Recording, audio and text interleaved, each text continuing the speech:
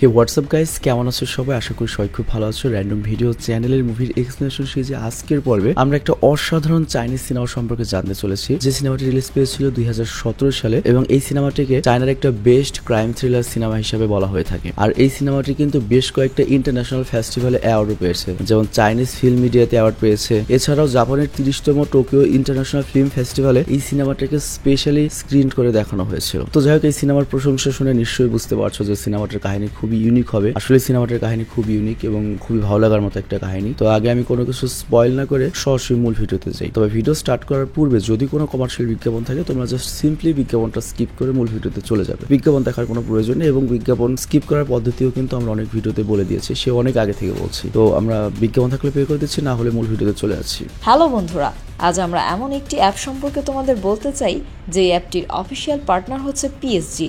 আর এখানে অনেকগুলো ম্যাচ খেলে ল্যাপটপ, আইফোন, স্মার্ট ওয়াচ ও আরও অনেক ক্যাশ প্রাইজ জেতার সুযোগ রয়েছে। আর এই অ্যাপটিতে সকল ধরনের লাইভ ম্যাচের রেজাল্ট দেখতে পারবে এবং এই ম্যাচের স্কোর অনুমান করে গেমও খেলতে পারবে, যেমন কোন টিম জিতবে, কোন টিম কত রান করবে, কে সর্বোচ্চ স্কোর করবে। এছাড়া বিভিন্ন ধরনের গেম রয়েছে, সেগুলো খেলেও ইনকাম করতে পারো। আর রেজিস্ট্রেশনের সময় আমাদের যে প্রোমো কোডটি রয়েছে রোনাল, এটা ব্যবহার করলে প্রথম ডিপোজিটে 26,000 টাকা পর্যন্ত বোনাস পেতে পারো। আর এই টাকা তুমি খুব সহজেই বিকাশ, ব্যাংক এবং অন্যান্য সহজ পদ্ধতির মাধ্যমে উঠাতে পারো। তো আর দেরি কিসের? ডেসক্রিপশনে প্রোমো কোড এবং পিন কমেন্টে প্রোমো কোড সহ সাইন আপ লিঙ্ক রয়েছে, সেটা ব্যবহার করো এবং ক্যাশ প্রাইজ জিতো। আর এখানে আরেকটা কথা মনে রেখো, আমরা যেই বিজ্ঞাপন দেই না কেন, অনলাইন থেকে টাকা আয় করা এত সহজ কোনো ব্যাপার নয়।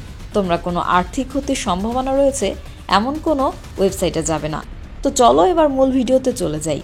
তো এই সিনেমা যখন শুরু হয়, আমাদেরকে ব্যাকগ্রাউন্ডে বলা হয় যে কিছু মানুষের জীবন হয়ে থাকে উপন্যাসের মতো, এমনকি একটা সিরিয়াল কিলারের জীবন নিয়েও উপন্যাস লেখা যেতে পারে। তো এই কথা বলে যখন সিনেমাটা শুরু হয়, তখন আমাদের এই সিনেমার মেইন চরিত্র গেভিনকে দেখানো হয়, যে 10 বছরের জেল খেটে মাত্র বের হয়েছে। আর 10 বছর পরে সে দেখতে পায় বাইরের দুনিয়া পুরো বদলে গিয়েছে। আর তখন সে তাদের টাউনের একটা বড় স্টিল ফ্যাক্টরির পাশ দিয়ে যাচ্ছিল, আর ওই মুহূর্তে সে পেছন থেকে একটা মোটরসাইকেল দেখে, আর ঠিক এরকম একটা মোটরসাইকেল তার ছিল। আর এরপর কাহিনী চলে যায় ফ্ল্যাশব্যাকে, মানে 10 বছর আগে যখন কেভিন এই ফ্যাক্টরিতে চিফ সিকিউরিটি অফিসার হিসেবে কাজ করতো। তো ওর জায়গায় ও অনেক ভালো কাজ করতো, কিন্তু ওর একটু সমস্যা ছিল। কিছু মানুষ থাকে না, মানে নিজেকে একটু বেশি জাহির করতে চায়, বা মনে করো যে ইংলিশ সিনেমা টিনেমা দেখে একটু বেশি বড় হতে চায়, গোয়েন্দা হতে চায়, পুলিশ হতে চায়, ওইরকম একটা ব্যাপার। এবং ওকে ফ্যাক্টরিতে কিন্তু শার্লক হোমস বলা হতো, কারণ ওর জন্য ফ্যাক্টরিতে কোনো চুরি হতে পারতো না এবং যে কোনো চুরিও ধরে ফেলতো। কিন্তু ওর ছোটবেলা থেকে স্বপ্ন ছিল ও ভাবে হচ্ছে একজন গোয়েন্দা, কিন্তু সেটা না হয়ে ও ফ্যাক্টরির একজন সিকিউরিটি অফিসার হয়েছে। তো যাই হোক, একদিন সকালবেলা গেভিন করে কি ফ্যাক্টরির পাশের যে ক্ষেত, সেখানে দৌড়াতে যায়, কারণ সেখানে পুলিশ একটা মেয়ের লাশ পেয়েছে। আর এখানে লক্ষ্য, গেভিন যদিও একটা ফ্যাক্টরিতে সিকিউরিটি চিফ অফিসার হিসেবে কাজ করে, কিন্তু ও মনে মনে ওই যে ইংলিশ সিনেমা টিনেমা দেখে নিজেকে একটা ডিটেকটিভ বা অনেক বেশি বড় কিছু মনে করে, বা ওইরকম দেখাতে চায় পুলিশদের সামনে। তো গেভিন তখন তার সাথে তার অ্যাসিস্ট্যান্ট শাওকে নিয়ে যায়। আর এখান থেকে সে জানতে পারে যে পুলিশ ফ্যাক্টরির লোকজনদেরকেই সন্দেহের দৃষ্টিতে দেখছে, যে ফ্যাক্টরির কেউই এই মেয়েটাকে হত্যা করেছে। তো এখানে যে পুলিশ চিফ ছিল, যার নাম হচ্ছে জ্যাং, সে গেভিনকে জানায়, আমি মেয়েটির পরিচয় এখনো জানতে পারিনি, আমাদের ফ্যাক্টরি থেকেও তো কেউ পালিয়ে যায়নি, যদি কেউ খুন টুন করতো তাহলে তো পালিয়ে যেত। আর তাদের কথা শুনে আমরা বুঝতে পারি যে পুলিশ চিফ জ্যাং এবং গেভিন মোটামুটি ভালোই পরিচিত। তো যাই হোক, গেভিনের যেহেতু একটু অভ্যাস, মনে করো গোয়েন্দাগিরি করবে বা একটু ভাবসাব দেখাবে, সে অভ্যাসবশত করে কি স্মার্টনেস দেখে ওই লাশের কয়েকটা ছবি তুলে ঠিক গোয়েন্দাদের মতো। আর এখানে আমাদের বলা হয় যে দক্ষিণ চায়নাতে, মানে যেখানে ইউনান শহর রয়েছে, ওই শহরটা সবসময় বৃষ্টি আর কুয়াশা দিয়ে ঢেকে থাকে, মানে পরিবেশ দেখে বুঝতে পারছো। তো যাই হোক, এখানে যে পুলিশ চিফ জ্যাং ছিল, তার আবার অ্যাসিস্ট্যান্ট ছিল, সে সবসময় গেভিনের এই অভ্যাসটাকে হাস্যকর মনে করত, মানে ও যে পুলিশ দেখলে জাহির করতে চাইতো নিজেকে, এটাকে খুব হাস্যকর মনে করতো। আর এবং গেভিনের একটা মানে সমস্যা ছিল, ও পুলিশ টুলিশ দেখলে তাদের কাছাকাছি যাওয়ার চেষ্টা করতো, মানে নিজেকে একটু বড় দেখাতে। অনেক মানুষ কিন্তু আমাদের আশেপাশে এরকম রয়েছে, কিন্তু পুলিশরা যেটা করতো ওকে খালি ব্যবহার করতো, যেমন গাড়ি ঠেলাতো, এটা করতো, ওইটা করতো। তো এরপর ও যখন পুলিশের গাড়িতে বসেছিল, তখন ও জানতে পারে যে মেয়েটির খুন একটা সিরিয়াল কিলিং এর সাথে যুক্ত। আর বৃষ্টির কারণে পুলিশ এখানে কোনো প্রমাণই খুঁজে পায়নি, বাট অটোপসি করে ডক্টর বলেছে আগের যে দুটো মেয়েকে খুন করা হয়েছে, ঠিক একইভাবে এই মেয়েটিকেও খুন করা হয়েছে, গলায় চাকু দিয়ে রক কাটা হয়েছিল। তো যাই হোক, পরদিন গ্যাভিন করে কি মানে অতিরিক্ত উদ্যমে ফ্যাক্টরির সেই সব ওয়ার্কারদের পুলিশ স্টেশনে নিয়ে আসে, যারা খুনের সময় ফ্যাক্টরিতে ছিল না, মানে আর কি তোমার অ্যাবসেন্ট ছিল। তো গেভিনের এই কাজে উল্টো পুলিশ চিফ পেরেশান হয় এবং ওকে বলে যে তুমি এটা নিয়ে তো মাথা ব্যথা নিচ্ছ কেন, এটা তো তোমার কাজ না রে ভাই। কিন্তু গেভিন বিরক্ত হয় না, সাহসও হারায় না, উল্টো করে কি বোর্ডে গিয়ে লাগানো সিরিয়াল কিলিং এর এই ব্যাপারে যত ফটো রয়েছে সব দেখে এবং ছবি টবি তুলে নেয় এবং ওর ভেতরে আরো জোশ চলে আসে। আর তখন পুলিশ চিফ ওকে বলে এই পর্যন্ত এই সিরিয়াল কিলার 3টে ইয়ং মেয়ের খুন করেছে, আর এই 3 জনের খুনি একজন, এটা আমরা আমরা শিওর, কারণ এই 3 জনের মেয়ের বডিতে একজন লোকের ফিঙ্গারপ্রিন্ট আর রক্তের স্যাম্পল পাওয়া গিয়েছে এবং তাদের খুন এক জায়গায় করা হয়েছে আর বডি অন্য জায়গায় ফেলে রেখে আসা হয়েছে। তো গেভিন তখন সিদ্ধান্ত নেয় এই খুনের রহস্য আমি তো বের করবই। এক কথা বারবার আমি রিপিট করতে যাচ্ছি না, কিন্তু বুঝতে পারছো গেভিন কোন টাইপ মানুষ আর কি। তো এর সাথেও করে অ্যাসিস্ট্যান্ট শাওকেও নিয়ে নেয়, মানে শাও মনে করে ওর খুব খাস লোক, খুব ভালো শিষ্য। তো এরপর গেভিন করে কি ক্রাইম সিনে গিয়ে জানার চেষ্টা করে যে কিলার আসলে কিভাবে মার্ডার করেছিল। আর তখন ওদের ভাবসাব দেখে একটা লোক ভয়ে পালানোর চেষ্টা করে, কিন্তু ওরা তাকে খুনি মনে করে তাকে দৌড়িয়ে ধরে ফেলে। লোকটা তখন বলে আমি তো জাস্ট তোমাদের দেখে ভয় পেয়েছি, আমি তো এই ফ্যাক্টরিতেই কাজ করি, মার্ডারের সময় আমি তো ফ্যাক্টরিতে কাজ করছিলাম। কিন্তু আমি একটা জিনিস জানতে পেরেছি, যে মেয়েটি মারা গিয়েছে সেই মেয়ে নাকি পতিতা ছিল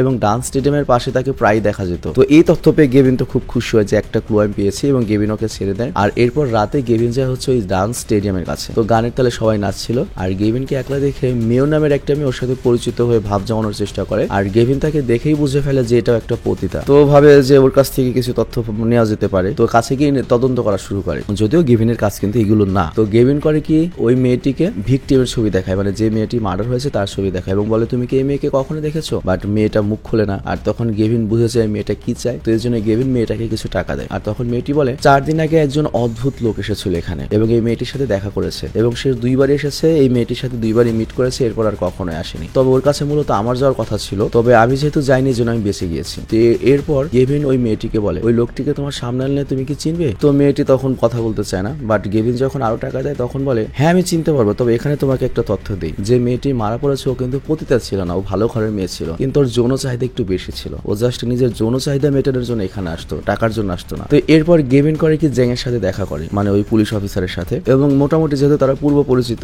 তারা একসাথে বসে ড্রিঙ্কস মিক্স করছে। আর এখানে পুলিশ অফিসার বলে 3 মাস পরে আমার রিটায়ার্ড হবে, তার আগে যদি আমি এই কেসটা সলভ করতে পারতাম তা না হলে সারা জীবন আমার আফসোস থাকবে যে ক্যারিয়ারের শেষে এসে আমি অসফল হয়েছি, আমি অসফল হয়ে শহর ছাড়তে চাই না। আর এরপর আমরা দেখতে পাই বার্ষিক ফাংশনে গেভিনকে বেস্ট এমপ্লয়ের পুরস্কার দেওয়া হয়। আর তারপর গেভিন তার স্পিচে কর্মচারীদের উদ্দেশ্যে বলে ফ্যাক্টরির কাজ মন দিয়ে করতে আমার ভালো লাগে আর আমি হচ্ছে তোমাদের ডেডিকেশনের উদাহরণ এবং আমি তোমাদের সামনে একটা উদাহরণ হিসেবে থাকতে চাই। এবং সে করে কি তার অ্যাওয়ার্ডটা সকল ওয়ার্কারদের উদ্দেশ্যে ডেডিকেট করে বা উৎসর্গ করে, মানে অনেক জনপ্রিয়, বুঝতে পারছো। তো ফাংশনের পরে পার্টিতে গেভিনের বন্ধুরা ওকে বলে তুমি যা দেখিয়ে দিয়েছো ভাই, ফ্যাক্টরির বাকি কর্মচারীরা সবসময় তোমাকে মনে রাখবে আইডল হিসাবে, তুমি ওয়ার্কারদের জন্য একটা আদর্শ। তো এই পয়েন্টটা কিন্তু মনে রেখো। তো যাই হোক, রাতে গেভিন তার এই খুশি সেলিব্রেট করতে তার গার্লফ্রেন্ড ইয়ান্সির কাছে আসে। আর এখন হলো ওর গার্লফ্রেন্ডও পার্ট টাইম পতিতার কাজ করে, মানে টুকটাক টাকার জন্য পতিতার কাজ করে। আর গেভিনের সাথে সম্পর্কটা হয়েছে কিভাবে, একদিন কিছু লোক ওকে মানে ওই মেয়েটিকে আক্রমণ করেছিল, গেভিন জাস্ট বাঁচিয়েছিল, তখন থেকে ওদের বন্ধুত্ব। আবার ওই গেভিনের স্বপ্ন ডিটেকটিভ হওয়া বা গোয়েন্দা হওয়া, আর এদিকে এই মেয়েটির স্বপ্ন হচ্ছে চায়না থেকে হংকং এ গিয়ে একটা বিউটি সেলুন খুলবে। আবার এখন হলো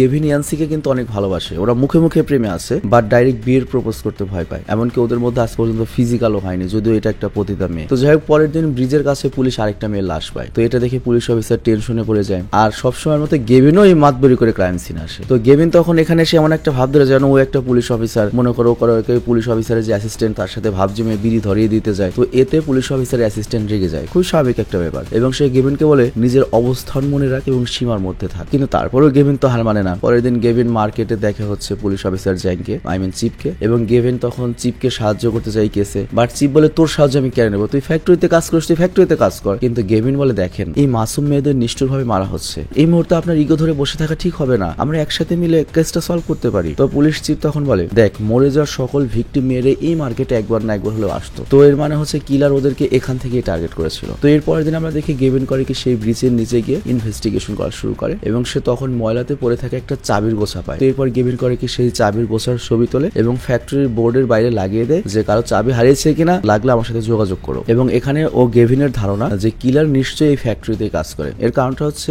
এই পুরো টাউনের অলমোস্ট সকল মানুষই এই স্টিল ফ্যাক্টরিতে কাজ করে, কারণ এটা বিশাল বড় স্টিল ফ্যাক্টরি, প্রায় 10,000 মানুষ কাজ করে আর কি। তো যাই হোক, ওই চাবির ছবিটা টাঙানোর পরে গেভিন করে কি গাড়িতে বসে গেটের কাছে ফ্যাক্টরির শিফট শেষ হওয়ার অপেক্ষা করে, ছুটির অপেক্ষা করে। তবে ফ্যাক্টরি থেকে যারা বের হয় কোনো ওয়ার্কারই ছবির দিকে তাকায় না, চাবির দিকে তাকায় না। তবে তারপরে গেভিন আশাহত হয় না। তো এভাবে যেতে যেতে তৃতীয় দিন রেইনকোট পরা একটি লোক ওই ছবিটা মনোযোগ দিয়ে দেখতে থাকে, চাবির ছবিটা। তো গেভিন তখন ওর উপর সন্দেহ করে এবং যখন ওই লোকটির কাছে যেতে লাগে তখন ওই লোকটি পালাতে শুরু করে। তো তখন গেভিন আর সব পুরোপুরি সন্দেহ করে বসে এবং ওই লোকটিকে ধাওয়া করে, কিন্তু ওই লোকটি বিশাল বড় ফ্যাক্টরিতে ঢুকে পড়ে। আর ওই লোকটির পিছু নিতে নিতে শাও করে কি শক খেয়ে নিচে পড়ে যায়, মানে কারেন্টের শক খায়। কিন্তু গেভিন শাওয়ের চিন্তা না করে, সাগরেদের চিন্তা না করে ওই কিলারকে ধরার পেছনে দৌড়াতে থাকে এবং পিছনে এক পর্যায়ে গেভিন করে কি রেল ইয়ার্ডে পৌঁছে যায়। কিন্তু লোকটি তখন গেভিনের উপর হামলা করে গলা চেপে মেরে ফেলার চেষ্টা করে, বাট গেভিন সামহাও অনেক কষ্ট নিজেকে ছাড়াতে পারে এবং ওই লোকটির পা জড়িয়ে ধরে। কিন্তু তারপরে ওই লোকটি গেভিনের হাত থেকে পালাতে পারে, তবে গেভিনের হাতে ওই লোকটির জুতা রয়ে যায়। আর তারপর গেভিন ওই জুতা নিয়ে যায় হচ্ছে পুলিশ স্টেশনের দিকে, মানে ওরা পুলিশ স্টেশনে যাবে। কিন্তু জিপে যখন ওর সাথে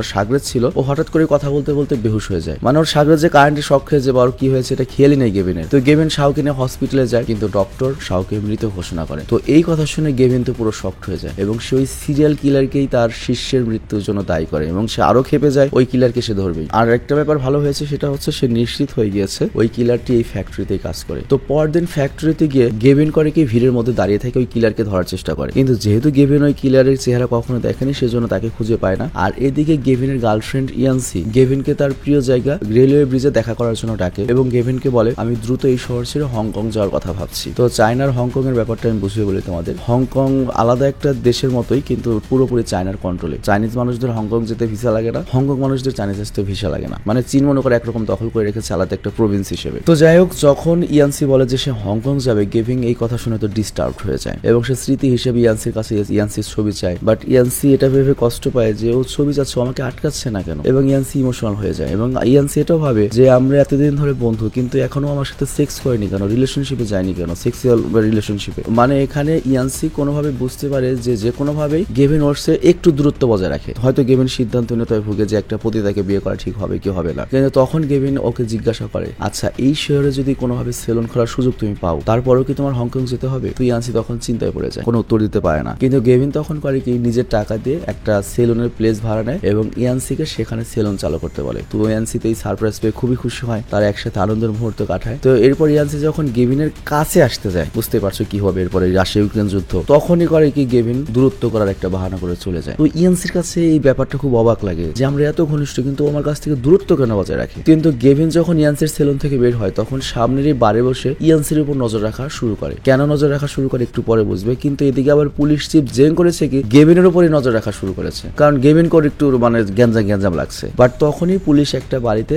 একটা গৃহিণীর লাশ পায়, মানে হাউস ওয়াইফের, এবং তাকে ভয়ঙ্কর ভাবে মার্ডার করা হয়েছিল, মানে একটা কিছুতে বাড়ি দিতে মেরে ফেলা হয়েছে। তবে পুলিশ চিফ লাশ দেখে বুঝতে পারে এটা সিরিয়াল কিলারের কাজ না। আর এইদিকে আমরা দেখি ফ্যাক্টরির অবস্থা খারাপ হওয়ার কারণে ফ্যাক্টরির অনেক ওয়ার্কারকে বের করে দেওয়া হয় এবং এর মধ্যে গেভিনও পড়ে যায়। তো চাকরি চলে যাওয়ার কারণে অ্যাকচুয়ালি অনেক ওয়ার্কার ফ্রাস্ট্রেটেড হয়ে গিয়েছিল। আর এরপর আমরা দেখি গেভিন স্যালনে এসে ইয়ানসিকে কথা বলে আমার চাকরি চলে গিয়েছে, কিন্তু ইয়ানসি তখন বলে স্যালনের ইনকাম দিয়ে আমাদের দুজনের তো হয়ে যাবে, আর চাকরি গিয়েছে তো কি হয়েছে, আরেকটা চাকরি হবে। আর তখন গেভিন করে কি ইয়ানসিকে কানের দুল গিফট করে। তো এটা দেখে ইয়ানসি ইমোশনাল হয়ে পড়ে এবং গেভিনের আবারও ক্লোজ হওয়ার চেষ্টা করে। বাট আবারও গেভিন করে কি রাশিয়া ইউক্রেন আরেকটা যুদ্ধ থামিয়ে দেয় এবং আমাদের সবাইকে বঞ্চিত করে। তো এরপর আমরা দেখি ফ্যাক্টরির একটা ওয়ার্কারকে পুলিশ অ্যারেস্ট করে। অ্যাকচুয়ালি একটু আগে যে একটা মহিলাকে বা একটা হাউস ওয়াইফকে মারা হয়েছিল, এই মূলত তার হাউস ওয়াইফকে মেরেছিল। আর এর কারণটা হচ্ছে তার চাকরি চলে গিয়েছে, সেই ফ্রাস্ট্রেশনে সে তার বইয়ের উপর দিয়ে রাগ উঠে গেছে, মানে বিড়ালের রাগ বেড়ার সাথে। তো ওই পুলিশ চিফ তখন ওই ওয়ার্কারকে বলে শালার পশলা তোর চাকরি গিয়েছে তো কি হয়েছে, তোর ছোট একটা বাচ্চা রয়েছে, বাচ্চাটার কথা অন্তত ভাবতি। আবার এদিকে গেভিন কেন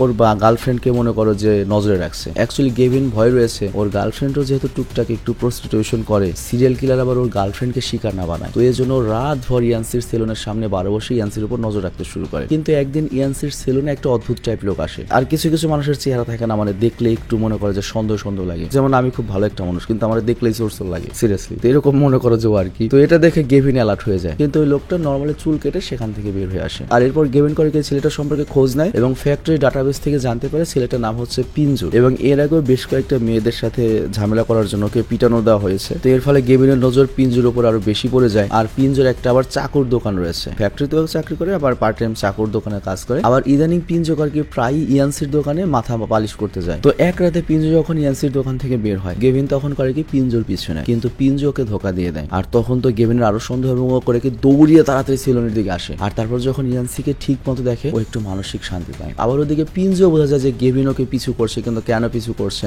আবার ওই রাতে আমরা দেখি গেভিন করে কি ডান্স স্টেডিয়ামে যায় এবং ওই প্রস্টিটিউটকে পিঞ্জুর ছবি দেখে জিজ্ঞেস করে এটাই কি সেই লোক যাকে তুমি সেই রাতে দেখেছিলে? ওই মেয়েটি বলেন না সে না, কিন্তু তারপরেও গেভিনের ওই যে গোয়েন্দা হবে ওর নাম কমে পুলিশদের সামনে, ও পিঞ্জুকে সন্দেহ করা শুরু করে এবং একটা রেস্টুরেন্টে পিঞ্জুর সাথে গিয়ে দেখা করে ধরে ফেলে এবং ওকে সেই শুটা পড়তে বলে যেটা সেই দিনও রেলওয়ে লাইনের কাছ থেকে ওই কিলারের কাছ থেকে নিয়েছিল। তো ওই জুতাটা আবার হয় কি কাকতলে ভাবে পিঞ্জুর পায়ে পারফেক্ট ভাবে লেগে যায়। তো এখন তো বুঝতে পারছো গেভিনের সন্দেহ আরো গাঢ় হয়ে যায়। আর এদিকে ইয়ানসি জানতে পারে গেভিন সামনের বারে বসে ওর উপর রেগুলার নজর রাখে। তো এর জন্য ওর কাছে ব্যাপারটা উইয়ার্ড লাগে। আর এই কারণে করে কি গেভিনের যে ব্যাগটা রয়েছে সেই ব্যাগটা চেক করে আর ওখানেও একটা ডায়েরি পায়। তো ডায়েরিতে ইয়ানসি এই শহরে ঘটা সকল সিরিয়াল কিলিং এবং ইনভেস্টিগেশনের সকল তথ্য লিখে রেখেছিল। তো এটা দেখে দেখে ইয়ানসির ধারণা হয় এটা যে গেভিন ওকে ভালোবাসে না, বরং ওকে ব্যবহার করে সিরিয়াল কিলারকে ধরতে যায়, ওকে টোপ হিসেবে ব্যবহার করছে। তো সেই হিসেবে রাতে যখন গেভিন স্যালুন আসে তখন ইয়ানসি ওকে জিজ্ঞাসা করে তুমি আমাকে এই জন্য পছন্দ করো না, এই জন্য আমার সাথে ক্লোজ হও না, কারণ আমি একজন পতিতা, তাই না? গেভিন তখন বলে না, আমি তো তোমাকে ভালোবাসি। ইয়ানসি তখন বলে তাহলে এখনো তুমি আমার সাথে ফিজিক্যাল কেন করনি, আমাকে এখনো বিয়ের প্রপোজ কেন করনি, তুমি শুধুই কেন আমার সাথে এখনো খেলছো? তো পরের দিন আমরা দেখি ইয়ানসি গেভিনকে সেই রেলওয়ে ব্রিজে ডাকে এবং বলে দেখো তোমাকে নিয়ে আমি অনেক স্বপ্ন দেখেছি, কারণ তুমি আমাকে স্বপ্ন দেখিয়েছিলে, ভালোবেসেছিলে, কিন্তু আমি যেটা বুঝলাম আমাদের মতো মেয়েদের আসলে বিয়ের স্বপ্ন, সংসারের স্বপ্ন দেখতেই উচিত না। আর তারপর সে গেভিনকে বলে আমি এই শহর ছেড়ে সবসময়ের জন্য চলে যাচ্ছি, কারণ তোমার স্বপ্ন যেহেতু ওই সিরিয়াল কিলারকে ধরা, আমাকে বিয়ে করা নয়, আমাকে নিয়ে সংসার করা নয়, তো আমি চলে যাচ্ছি। কিন্তু গেভিন এই কথার উত্তর দিতে একটু লেট করে। আর তখন ইয়ানসি এমন একটা কাজ করে ফেলে যেটা দেখে মানে আমরা সবাই শকড হয়ে যাই। ইয়ানসি আসলে গেভিনকে অনেক বেশি ভালোবাসে। ইয়ানসি তখন ট্রেনের সামনে লাফ দেয়, নিজেকে সুইসাইড করে দেয়। তো তখন তো গেভিন যায় পাগল হয়ে, এবং ও পাগল হয়ে করে কি পিনজোকে গিয়ে ধরে এবং ক্রাইম সিনে নিয়ে আসে এবং ওকে জোর করে মেরে মনে করে যে ওকে কবুল করার চেষ্টা করে তুই সিরিয়াল কিলার, কিন্তু পিনজো বলে আমি কাউকে মারিনি। কিন্তু গেভিন তো পাগল হয়ে গিয়েছে ওর গার্লফ্রেন্ডকে হারিয়ে, ও পাগলের মতো পিনজোকে মারতে থাকে এবং মারতে মারতে একসময় পিনজোকে মেরেই ফেলে। তো এখানে কি হলো, সিরিয়াল কিলারকে ধরার চেষ্টায় গেভিন নিজে একজন কিলার হয়ে গেল, প্লাস ওর শিষ্য এবং গার্লফ্রেন্ড মানে ভালোবাসা হারিয়ে ফেললো। তো এরপর পুলিশ চিফ তো শকড হয়ে গেভিনকে অ্যারেস্ট করে এবং গেভিনকে বলে আমি বারবার বলেছিলাম যার যেটা কাজ না সেটা করার দরকার না, আমি জানি তুই ভালো একটা মানুষ, তোর সাথে আমার দীর্ঘদিনের পরিচয়, আর তুই কি জানিস পিনজোকে যে তুই মেরেছিস, পিনজোর ব্লাড গ্রুপ আর ফিঙ্গারপ্রিন্ট ওই সিরিয়াল কিলারের সাথে ম্যাচই করেনি, ও একটা নির্দোষ মানুষ ছিল, তুই একটা নির্দোষ মানুষকে মেরেছিস, তুই এই যে বেশি ভাব দেখাতে গিয়ে কিলার ধরার পাগলামি করতে গিয়ে লাইফের কত বড় ভুল করে ফেললি। তো গেভিন তখন কাঁদতে থাকে এবং এরপরে গেভিনের 10 বছরের জেল হয়ে যায়। তো এরপর কাহিনী আসে ফ্ল্যাশব্যাকে। তো কাহিনী বর্তমানে আসে আর গেভিন খবরে দেখে যে ওই স্টিল ফ্যাক্টরি ভেঙে সেখানে অনেক বড় একটা কমার্শিয়াল কমপ্লেক্স বানানো হবে এবং শহরের লোকের আশা করছে যে এখানে আরো বেশি লোকের চাকরির ব্যবস্থা হবে, মানে চীন আস্তে আস্তে উন্নত হচ্ছে। আর 10 বছর পরে জেল থেকে বের হয়ে গেভিন করে কি সেই পুলিশ চিফের সাথে দেখা করতে যায়। আর পুলিশ চিফ এখন বুড়ো হয়ে এখন মনে করে একটা বৃদ্ধাশ্রমে রয়েছে, সেদিন আর বাঁচবেও না। তবে গেভিন যখন যায় সে গেভিনকে একটা চিঠি দেয়, মানে পুলিশ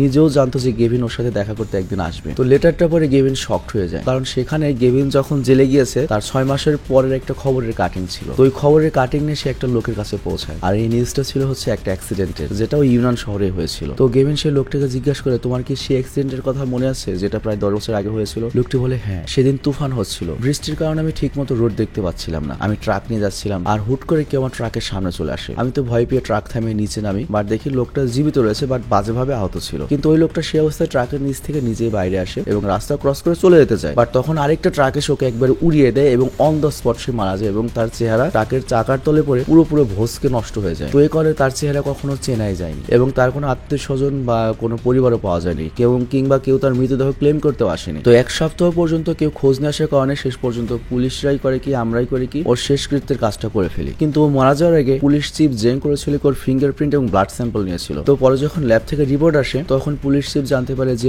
ওই লোকটাই সিরিয়াল কিলার ছিল যে এতগুলো মেয়েকে খুন করেছিল। তবে দুর্ভাগ্যের বিষয় যে ওই কিলারটা কে ছিল তার আইডেন্টিটা, পরিচয়টা আজ পর্যন্ত পাওয়া যায়নি। তবে ওই লোকটা মারা যাওয়ার পরে কিলিং থেমে গিয়েছে। তো বুঝতেই পারছো কিলার কিন্তু তার শাস্তি ঠিকই পেয়েছে, হয়তো পায়নি, মারা গিয়েছে, মরে বেঁচে গিয়েছে, কিন্তু হুদাই আমাদের গেভিন অতিরিক্ত আগ্রহের কারণে লাইফের 10টা বছর প্রেমিকার সব শেষ করে দিয়েছে। তো যাই হোক এরপর গেভিন করে কি তার পুরোনো ফ্যাক্টরির অটোডিরেমে যায় যেখানে তার একটা ভালো মেমোরি ছিল। এখানে সে মনে করে যে কি এমপ্লয়ি অফ দ্য ইয়ার হয়েছিল, বাট এই অটোডিরেমটা একদম নষ্ট হয়ে গিয়েছে, কারণ বুঝতে পারছো এই পুরো এলাকাটা ধ্বংস করা হবে, নতুন করে ফ্যাক্টরি হবে, নতুন করে কমার্শিয়াল স্পেস হবে। তো এখানে তখন একটা বুড়ো ওয়াচম্যান আসে। তো বুড়ো দারোয়ান এসে ওকে জিজ্ঞাসা করে তুমি এখানে কি করছো? তো গেভিন তো অনেক গর্বের সাথে বলে যে আমি একসময় এখানে চিফ সিকিউরিটি গার্ড ছিলাম এবং আমাকে বেস্ট এমপ্লয়ি পুরস্কার দেওয়া হয়েছিল। কিন্তু ওয়াচম্যান বলে 40 বছর ধরে আমি কাজ করছি, আমি তো তোমার চেহারাও মনে করতে পারছি না, আর এরকম কোনো প্রোগ্রামের কথাও না, আর এরকম কতজন কত পুরস্কার পেয়েছে, এবং হাসি দিয়ে ওর কথা উড়িয়ে দেয়। আর তখন গেভিন বুঝে যায় যে আমি যে নামের পিছনে ছুটেছি আসলে কেউ কাউকে মনে রাখে না, কে গেল কে এলো এগুলো কেউ হিসাব রাখে না। তো গেভিনের চোখে যখন পানি চলে আসে, আর এর 2 দিন পরে আমরা দেখি পুরো ফ্যাক্টরিকে ডাইনামাইট দিয়ে ভেঙে ফেলা হয় এবং ফ্যাক্টরির পুরনো যে এমপ্লয়িরা ছিল তারা দুঃখিত মানে ফ্যাক্টরিকে বিদায় জানাতে আসে, সেখানে গেভিনও ছিল। আর এরপর গেভিন আসে রেলওয়ে ব্রিজের সেই জায়গাতে যেখান থেকে ইয়ানসি সুইসাইড করেছিল, বাট ও সুইসাইড করতে চায় না, ও জাস্ট এই শহর থেকে অনেক দূরে যেতে চায়, কারণ এই শহরে থাকার ওর আর কোনো কারণ ছিল না, না আছে ইয়ানসি, না আছে ফ্যাক্টরি, না